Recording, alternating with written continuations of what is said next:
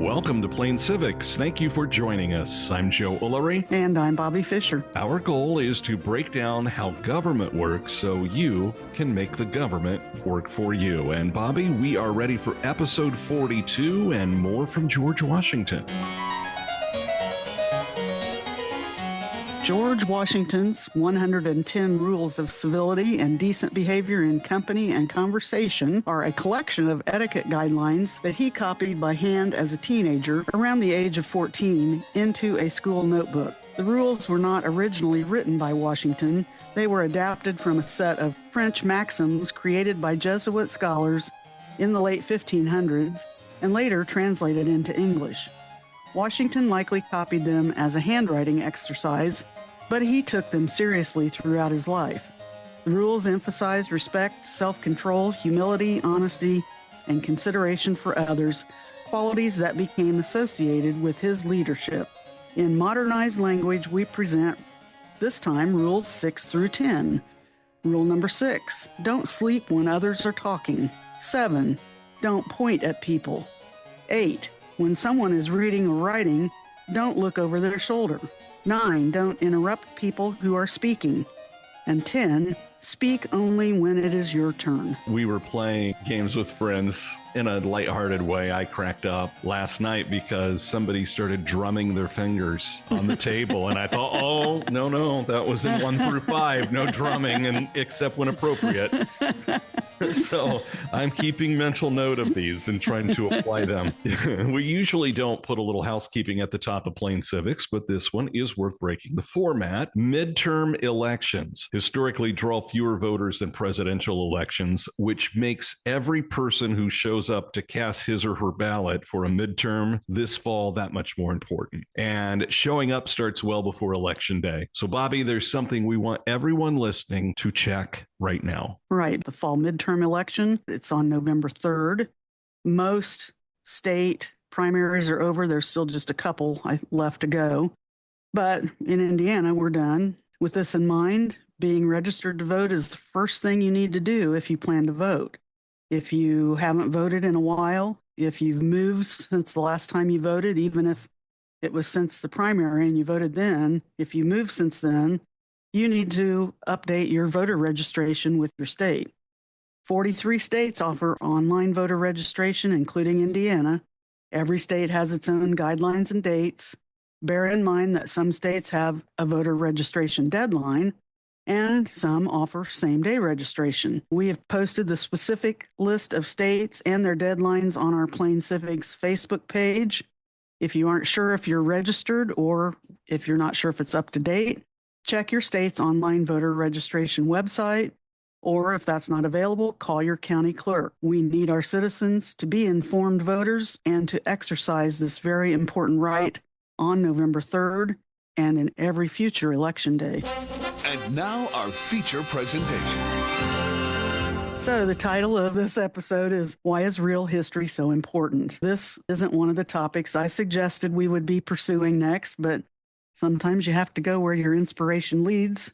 And being a public historian and an educator, I believe, as do most historians and educators, that it is important to present both the achievements and the failures of history, because our goal as historians is to help people understand the past as it actually happened, not as we might wish it had happened.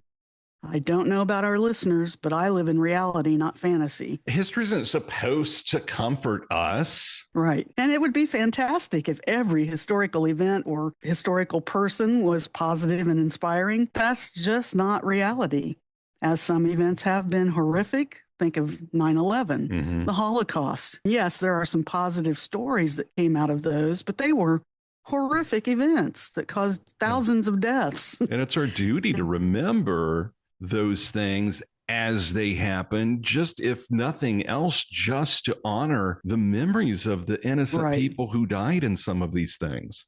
And it's hard to believe, I thought of this yesterday, this is the 25th anniversary of 9/11 this year. And I still remember it so vividly, like it was just yesterday, and I'll never forget that. I do too. And also the same thing goes with remembering historical figures. Some of them were rotten.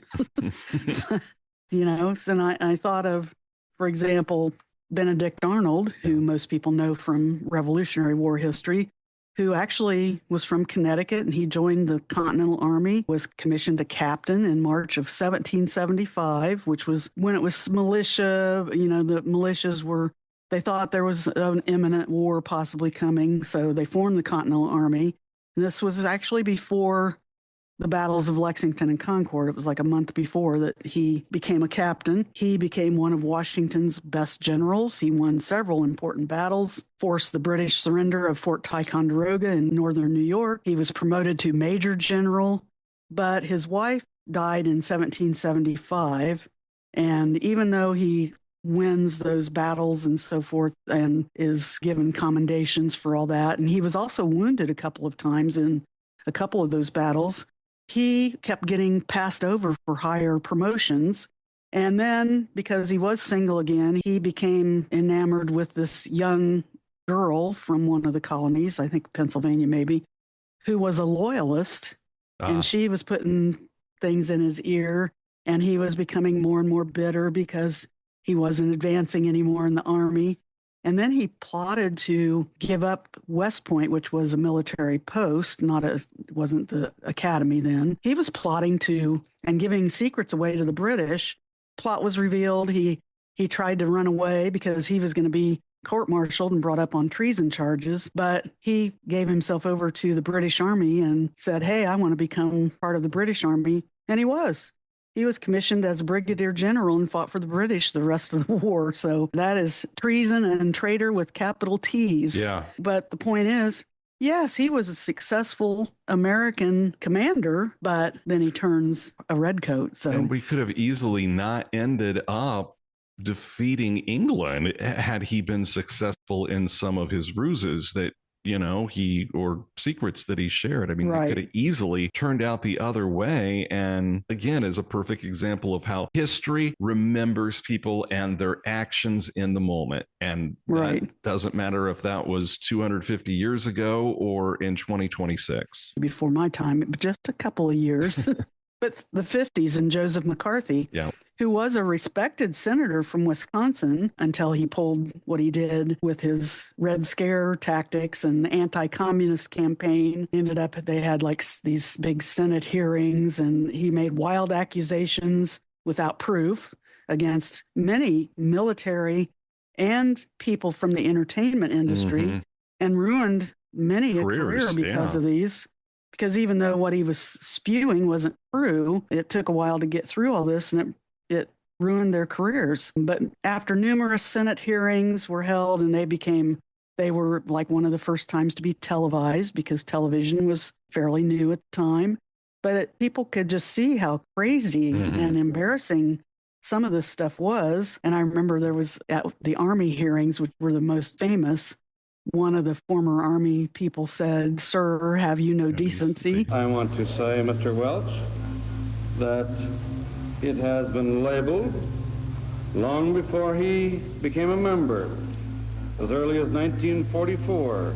Senator, may we not drop this? I did you, I think, no personal injury, Mr. Cole. No, sir. And if I did, I beg your pardon. Let us not assassinate this lad further, Senator. Let's You've done enough. Have you no sense of decency, sir? At long last, have you left no sense of decency? Really, that really turned the tide. It's amazing how that one comment really turned the tide and started making people really tune into what was going on and realize what is happening here. And they could see it this time because it was on TV. The Senate finally votes to censure him in 1954 on 2 counts.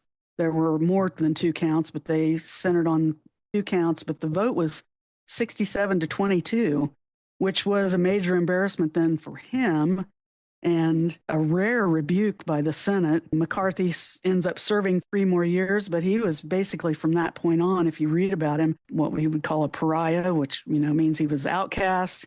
He was persona non grata. And prior to that, they said he was kind of the life of the party. So, it kind of backfired on him in the long run. So again, we should know about things like this. Think of Richard Nixon and Watergate, things that were uncovered. And I mean, he was, I would say, as president, pretty much well liked by the people and so forth until, these reporters from the Washington Post started uncovering this plot. And then, that's a really deep one, and talk about falling from grace. Yeah. Because he was overwhelmingly reelected, was he not? Right. That was huge. And I want to say this to the television audience. I made my mistakes, but in all of my years of public life, I have never profited from public service. I've earned every cent.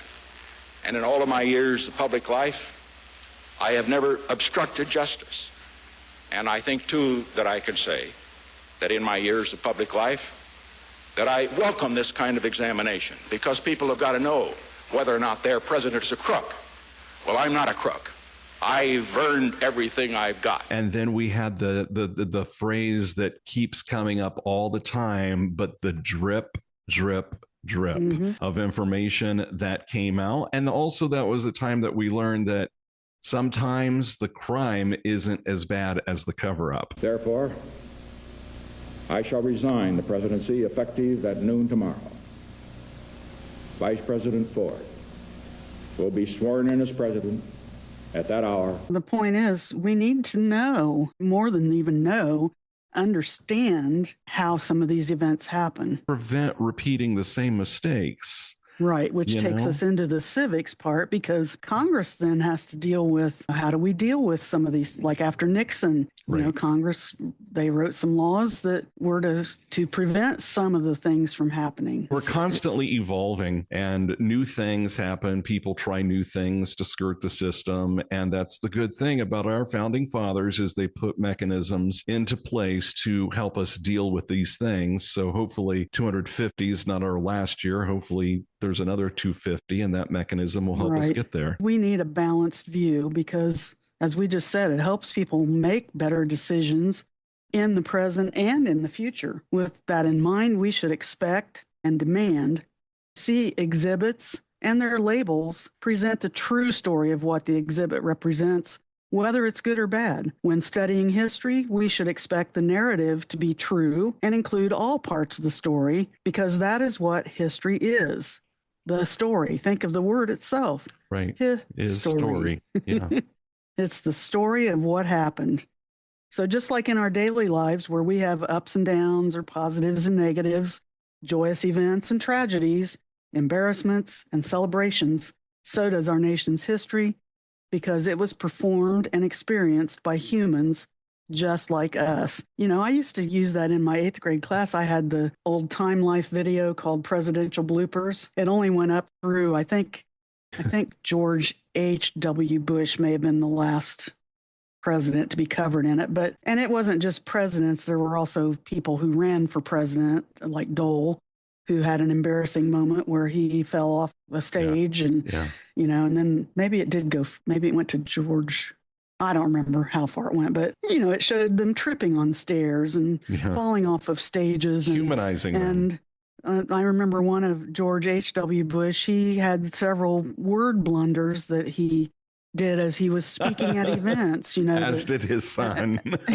And so, and the whole point. And I told my students, the point of this is we kind of put, especially presidents often, or leaders, up on these pedestals, like, they are perfect human beings, and, they're prop them up when we're not looking at them, and, they're just like statues. And it's like, no, they're human beings. They are. And they have flaws, and they fall on steps just like we do. And, say things that come out wrong. Right. So, I wanted to humanize them. Yeah, that was, you took the word right out of my mouth. And that was the whole point of showing that. So with all that being said, you may be thinking, isn't this a podcast about civics? And my answer, of course, is yes, it is. But history and civics are closely related.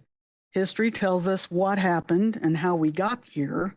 Civics explains how our government works and why it was organized the way it is, and without historical context, many civic institutions and laws can seem to be unreasonable. Civics gives us the tools to understand why historical events mattered and helps explain why Americans debated issues over the years such as slavery, presidential authority, think again Watergate, Yep.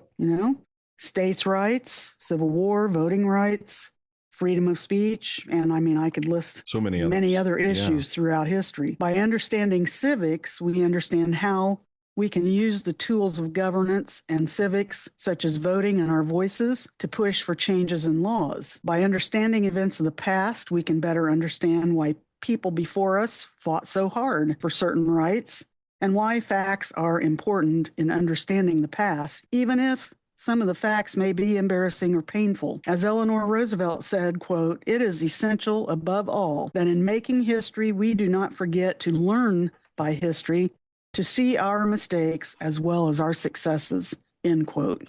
So with the previous in mind, what should we think if our museums, monuments, and textbooks are under fire for having improper ideology in their descriptions of history? Who decides what is proper or improper ideology? What should we think if we are only presented the positive side of historical events or people, those that exhibit only inspiration and greatness? Should we learn about failures, controversies, and contradictions that have happened during our history? Should we learn how societal beliefs may have changed over time and how those changes have affected historical events and how certain groups of people have been treated in the past? Should we know how certain groups of people were treated in the past and how they overcame that treatment, even if it isn't pleasant or doesn't make the opposing group look good? Do we really want our history whitewashed? Let's look at an example using voting. History explains things like who could vote when the country was founded and why many groups were originally excluded, how these groups fought for voting rights, how constitutional amendments and legislation expanded voting rights over time, and why protecting fair elections remains an important civic responsibility. The two subjects together provide a much fuller picture than looking at either one alone. Many educators view history and civics as complementary because history provides the context for our institutions and civics explains how those institutions operate today. Together, they help students become informed, thoughtful, and engaged citizens who understand both where the nation has been and how they can help shape its future. As we were researching this, I ran across this statement and it really stuck with me. And it says, when we visit a museum, a battlefield, presidential home, or other historic place, we deserve the whole story, not just the parts that make America look good. That means celebrating extraordinary accomplishments while also confronting slavery, segregation, the treatment of Native Americans, discrimination, political violence, and times when our government failed to live up to the principles it put on paper. And then the line that stuck with me was acknowledging those things isn't anti-American. In fact, there's something deeply American about it. Exactly. With the voting, if you didn't learn this in at least 8th grade history, the only people that could vote originally were white male Property owners. White male property owners. Right. Get it out eventually. So not even all white males could vote. Right. And then eventually, discussions and so forth. Eventually it became all white males, but women couldn't vote. Right. And certainly Black people, African Americans couldn't vote, especially if they were slaves, but even free African American males in the North couldn't vote. So over time, people had struggles and fought and went and gave speeches and debated. And that's the history part. And the civics part is eventually we added the 15th Amendment after the Civil War, which gave African American males the right to vote. And the property ownership had already gone by the wayside. In 1920, the 19th Amendment, women gained the right to vote. Those are changes that we would attribute, as part of civics, but they are based on what happened historically. One block builds off the next. One of the things we're not that far removed from, and this one really blows my mind, is wasn't it just like the 70s when women could go in and take out loans and buy credit cards? Yeah, women couldn't have credit cards. I mean, that was in my lifetime. I was a teenager then, so, that wouldn't have meant anything to me at the time. But now that I think back, I'm like, oh my God. It's unbelievable. Yeah. So we do learn. We do learn as we tackle some of these issues. And again, that's why it's important that we know the true story. Let's go back to the question I posed earlier. Who should decide what is, quote, proper or improper ideology, end quote, when it comes to what the narrative that museum exhibits, monuments, textbooks, and other informational materials are provided to us as citizens and students? I guess we first need to ask again if we want our history whitewashed. In other words, do we want the past presented in a way that minimizes, ignores, or omits uncomfortable facts while emphasizing a more favorable narrative? And I might just stick in there, that's kind of how, especially for kids, little kids, history used to be only presented as, the Pilgrims and the Indians, they got along and they had this Thanksgiving and Right. George Washington cut down the cherry tree, but he had to, he was honest and he confessed to it. And Father, I cannot tell a lie. Didn't we debunk that? Yeah. Yes. He didn't even say that. No, but this is what can happen in every country. These events can be ignored or minimized across the political spectrum, and in discussions about wars, governments, social movements, religions, businesses, or historical figures, that can happen when you're talking about those things. So people may try to whitewash history for several reasons. One, they might be trying to promote national pride because some believe that emphasizing achievements while downplaying failures helps to unite a country and build patriotism. And I'm thinking of what you said earlier. Just because we look at those negative things doesn't mean we still can't be proud of all of the other things. So when I look back on my career, my failures were the parts of my story that taught me the most and projected me forward. If we're not perfect, and when we go through life thinking we're perfect and have blinders on to all of these facts out here we don't want to recognize, but seriously, my failures in my career ended up taking me to places I would have never gone to had I not experienced that failure. Right. Another reason for whitewashing history is to protect reputations and preserve the legacy of historical leaders or institutions. Whitewashing may be wanted to gain support for a political agenda by emphasizing different parts of history to justify current policies or beliefs, to avoid conflict or discomfort. Difficult topics such as slavery, genocide, discrimination, corruption, or war crimes can be painful or divisive, leading some to avoid them altogether. Whitewashing might also be used to simplify complex events. History is messy. It's often easier to tell stories with clear heroes and villains than to explain nuance and contradiction. Finally, sometimes older historical accounts present the best information available at the time. As new documents are discovered or previously overlooked voices are included, historians revise their understanding and need to make changes in the older narrative.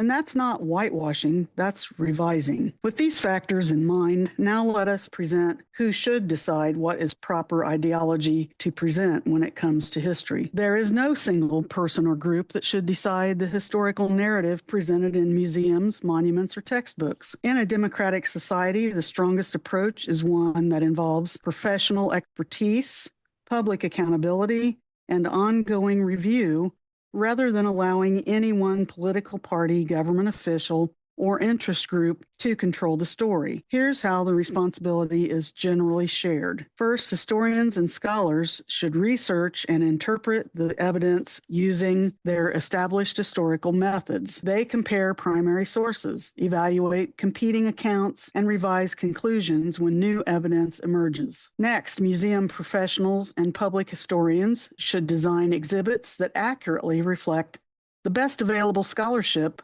while making history understandable and engaging for the public. Their goal is not to tell people what to think, but to provide context and evidence. And I underline that because that's the key, to everything. A historian and an educator. I never told kids this is how you should think about this, but I gave them the tools they needed and the information they needed to hopefully be able to do that on their own. And that's That's what a museum or a textbook or any of those things should do. You taught them a skill that they not only would use for history, but you taught them a skill that they could use in their everyday life for the rest of their life. You know, Right. What are the facts and how do I feel about them? And then base decisions on that. I mean, you taught them a life skill. And that's what should be happening here when we think about museums and all of these different things. So next in line are the educators and the curriculum specialists. When we're talking about textbooks, they should create textbooks and lesson plans that are age appropriate, factually accurate, and aligned with educational standards, which should be created by trained educators, not people out of our legislature. Students should be exposed to multiple perspectives when appropriate and learn how historians evaluate evidence. They have to learn to do critical thinking and how Right. to, look at sources and so forth. You should never have people telling you, unless it's your parents, maybe not even then, telling you how you feel. You should be able to be presented stuff, and that's how your brain develops and your personality and your opinions and Right. your life is you take these And I'm going things. to take that and say, no, not even your parents, Yeah. because like when we've talked about political parties, how kids Right. always say, well, I'm a because Democrat, of grandma. I'm a Yeah. Republican. Yeah. No. We want you to think on your own, decide what your own, personal beliefs are, and then you decide. So Yeah. anyway, agree. yeah. Next in line comes the communities and the public, who should have an opportunity to provide input, especially when museums or monuments relate to local history or groups directly affected by events that are being commemorated. They should definitely have input. Public input is valuable, but it should complement, not replace, historical evidence. And then finally, elected officials and school boards have a legitimate role because they oversee public institutions and represent citizens. However, most historians argue that they should avoid rewriting history to fit current political goals. Their role is generally to establish broad educational policies and ensure accountability rather than dictate historical conclusions. Nice. There's the bell. It's time for us to hit pause on this episode and go back in history. Don't know much about history. So this is our Don't Know Much About History segment, and today is about the American Revolutionary War. The war was fought from 1775 to 1783, and it's full of surprising stories and little-known facts. The war lasted 8 years, although the Declaration of Independence was signed in 1776. The fighting actually began more than a year earlier, on April 19th, 1775, at the battles of Lexington and Concord. Only about 1/3 of Americans actively supported independence, with the population divided into three groups: the Patriots, who supported independence; the Loyalists, or also known as Tories, who remained loyal to Britain; and people who just wanted to kind of stay out of it, stay neutral. Britain had, at the time, the world's strongest military, with the largest navy in the world and vast financial resources. The colonies had no standing army or navy and had to build one during the war.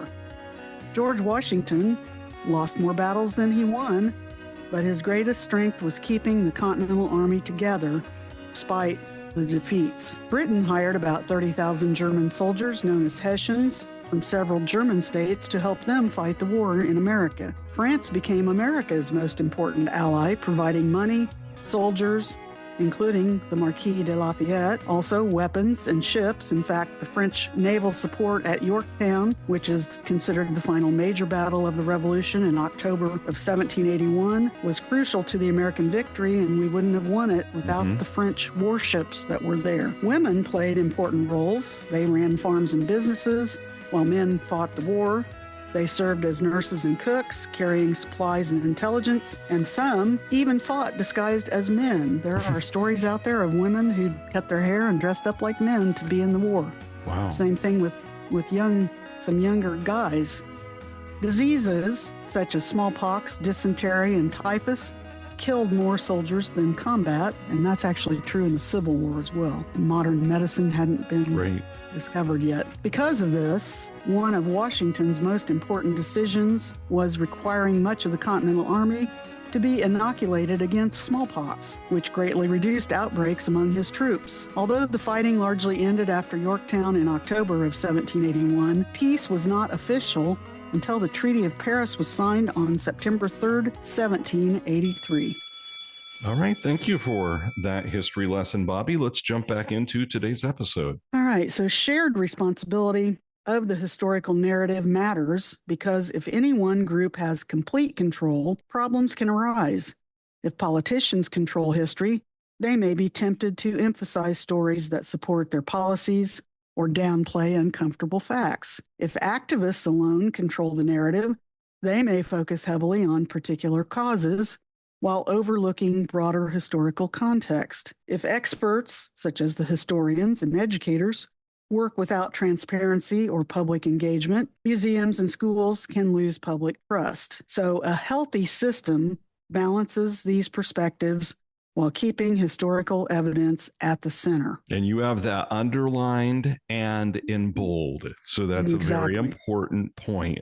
A healthy system balances these perspectives while keeping historical evidence at the center. Exactly. And that was kind of to sum up what we talked about before my little Revolutionary War thing. Yeah, so nice. It takes all of these parts to make it work efficiently, correctly, whatever word you want. Effectively. I was thinking of all those words too. Yeah. So should we learn about failures, controversies, and contradictions that have happened during our history? Should we learn how societal beliefs may have changed over time and how those changes have affected historical events and how certain groups of people have been treated in the past? Should we know how certain groups of people were treated and how they overcame that treatment, even if it isn't pleasant or doesn't make the opposing group look good? What should guide historical narratives? Most historians agree that historical presentations should strive to base conclusions on reliable evidence, distinguish facts from interpretation, acknowledge uncertainty where evidence is incomplete, present both achievements and failures, include multiple perspectives. And I might say that's one thing that's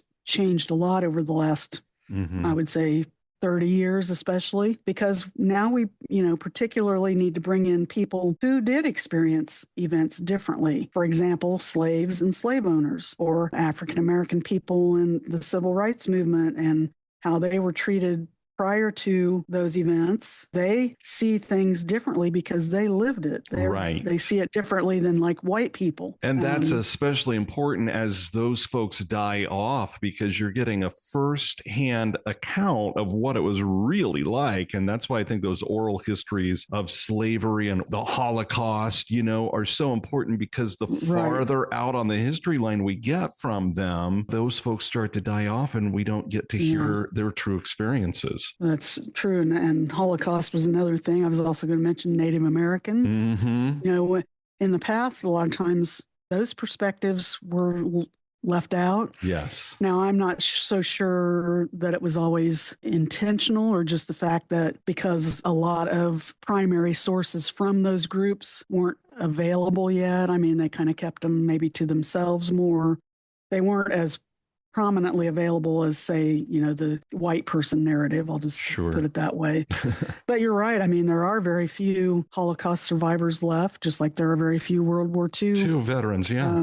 Veterans left. And as we find new credible evidence, it's discovered, or somebody, finds their ancestors' diary in the attic, or it's uncovered in an archaeological dig, which those still go on. People don't realize that. It's important to revise the interpretations and include how things were looked at from all of the different perspectives, not just from the white person perspective. So instead of asking who gets to tell the story, a better question is the story supported by credible evidence? Is it presented honestly and open to revision when new evidence emerges? This approach helps history remain an ongoing search for understanding rather than a tool for promoting any particular political or ideological agenda. It also encourages students and the public to think critically about their past instead of simply accepting a single authorized version of it. History shapes how people understand the present. When important facts are omitted or distorted, it can have real consequences. If we don't understand why past successes or failures happen, we're more likely to repeat mistakes or overlook lessons that could help us today. Understanding both the achievements and the shortcomings of historical figures allows us to see them as real people rather than flawless heroes or irredeemable villains. If people accept only one version of events without examining evidence, they're less prepared to evaluate claims about current events. Many historical accounts have often overlooked the experiences of women, minorities, indigenous peoples, immigrants, ordinary workers, and others. Including these perspectives doesn't erase traditional history, it makes it more complete. Yeah.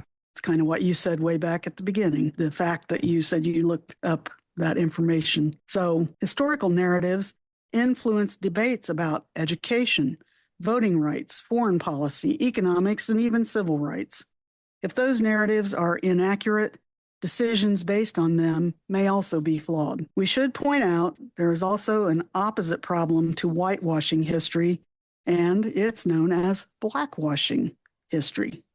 Blackwashing makes history misleading by focusing only on failures and ignoring genuine accomplishments. A balanced history should acknowledge both.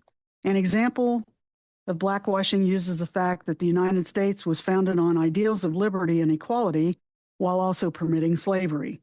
Both facts are historically true, and understanding the tension between them helps explain much of American history. Similarly, many nations have accomplished remarkable things while also committing serious injustices. Understanding these contradictions and tensions is important to understanding why these stories must be included for a balanced historical narrative. You made this point. You did a great job making it. Two things can be true at the same time. I think people need to accept that. It's not either or. What I think I left out there about blackwashing, and especially with regards to like slavery, the blackwashing would be if it was only being presented as slavery was completely evil and there were actually some slave holders that were not vicious, you know, in regards to their slaves. And, you know, if we, are given all of the facts, we know that. That's why all the facts are important, or we would think the opposite. That kind of goes back to that's why we need a balanced narrative instead of just one side. We don't want it whitewashed and we don't want it blackwashed either. Yeah. And if we're not considering all the facts, I just have to say this out loud. What are we doing here? What's the point of all this? If we can't look at facts and make decisions and make ourselves better, what's the purpose? Why are we here? So, and this kind of, before we go on, makes me think in terms of blackwashing about the Me Too movement and Black Lives Matter in more recent years. That I'm not saying that they are blackwashing, but I think they're really just have brought both of those issues into more of a prominent spotlight. But I think some people feel like maybe they've gone too far and pushed the narrative. And I'm not saying they have or they haven't. I just think we have to be careful that we don't let them get to that point, because they are important movements. But again, we need balance. Yeah. You know, we don't want to just look at everything through the lens of only Black Lives Matter or Me Too. We've got to look at all parts of it. So when thinking in terms of historical narrative, remember that museums, monuments, and textbooks have different purposes, even though they all deal with history. Museums aim to educate and encourage inquiry by presenting artifacts, documents, and multiple interpretations. Monuments primarily commemorate people, events, or ideals. They are often symbolic rather than comprehensive histories. Textbooks provide broad overviews for students and should introduce facts and historical thinking rather than present a single unquestionable narrative. Rather than accepting or rejecting historical accounts based on whether they align with personal beliefs, what should citizens do when presented with them? It's helpful to ask what evidence supports this claim. Are any perspectives missing? What do primary sources say? Do multiple credible historians agree? And is this account acknowledging both strengths and weaknesses?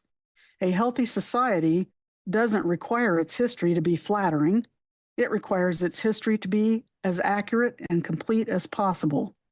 Learning about both admirable achievements and painful failures allows people to celebrate genuine accomplishments while understanding mistakes that should not be repeated. The purpose of a public historian is generally not to glorify history or condemn it, but to understand it.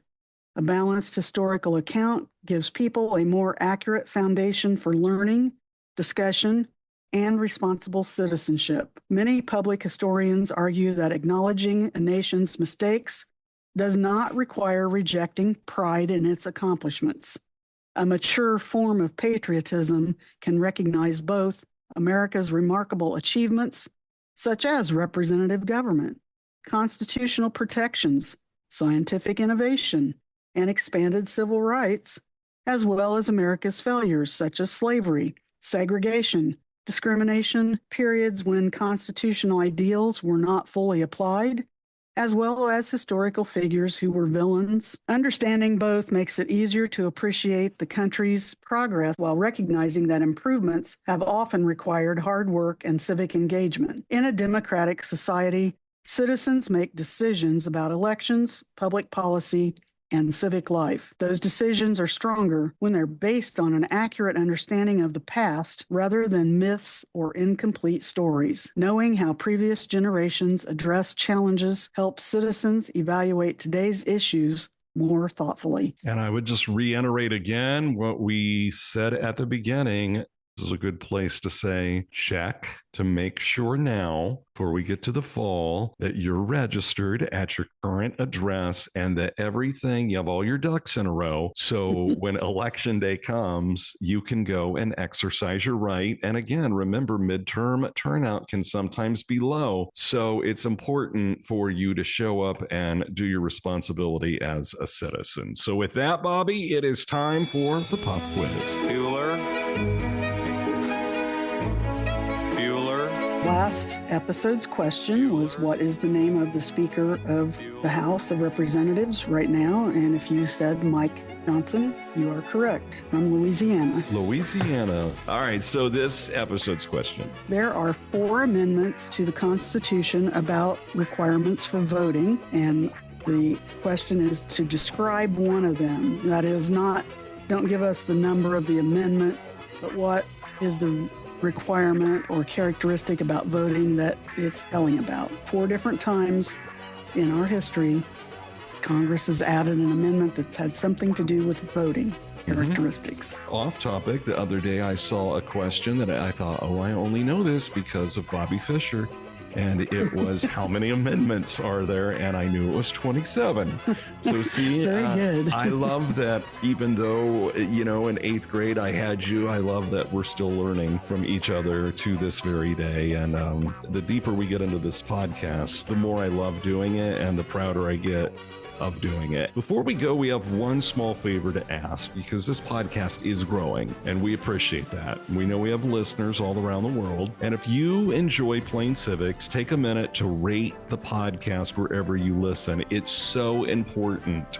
It'll only take a few seconds, but it's so important to where we fall when folks search for Civics Podcast and all the algorithms and how that works and the rankings. So it's so important. It really does help other people find us. Another ask would be if you could share an episode with somebody, a friend, a neighbor, a coworker, maybe even a family member you're afraid to talk about anything civics or politics with. That would help us. And then be sure to follow the Plain Civics Facebook page. That's where we can keep the conversations going between episodes and share useful information and resources and let you know what's coming up next. Plain Civics isn't about telling you what to think. We talked about that a lot today. It's about helping all of us better understand how our government works, how we got here, and the role each of us play in what happens next. So just rate us, share us, follow us on Facebook, and help us make Plain Civics a little more plain to other folks. And can I add to that? Absolutely.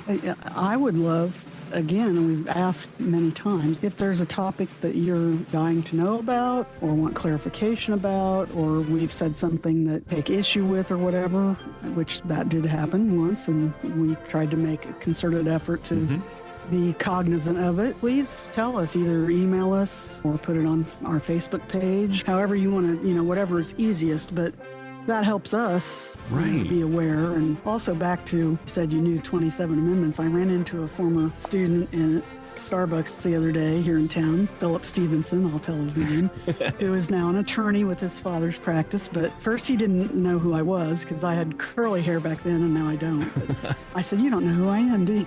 When I told him, he's like, oh, okay. But as we were leaving, he was going one direction, I was the other, and he stopped and he said, you know what? He says, I just want to tell you the stuff that you taught us in 8th grade about civics and so forth. He said, that really stuck with me. And I'm paraphrasing a little bit, but that was the message that he was appreciative of now. Now, as an 8th grader, he would have probably never said that. That story's given me chills, though, because you do play such an important role and teach things. And then he went on to become an attorney, which has to do with the law. That's so cool. Before we got to the point where he said that, when we were still inside, I said, you and your group of guys, because there was like four or five of them that were in the same class that he was in. I said, you guys were a pain in my rear end in class. But I said, I knew you were all good kids and would, and I think all of them have turned out to be productive members of society. Right. And then he said that once, made an effort to stop once we were standing in the middle of the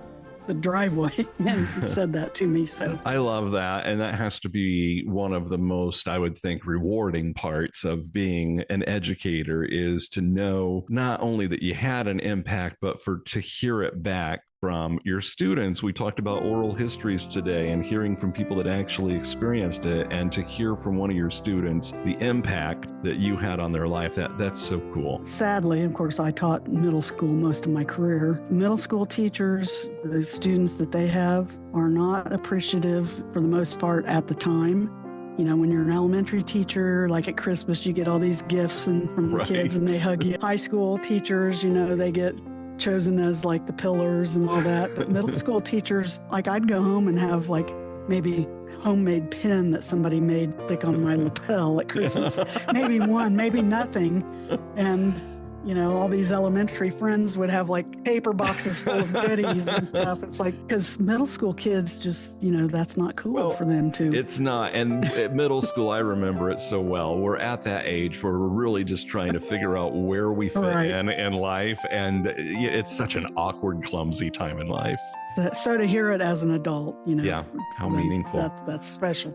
Well, we appreciate you too here, Bobbi. We appreciate you putting this episode together along with the 40 plus other episodes that we've done. And we continue to march forward and continue to do this. And that's it today for this episode of Plain Civics. Breaking down the basics, no politics, just facts. Thanks for listening. And until next time, stay informed and stay engaged. This is Plain Civics. Join us for the journey as we break down the basics of how government works, so you can make the government work for you.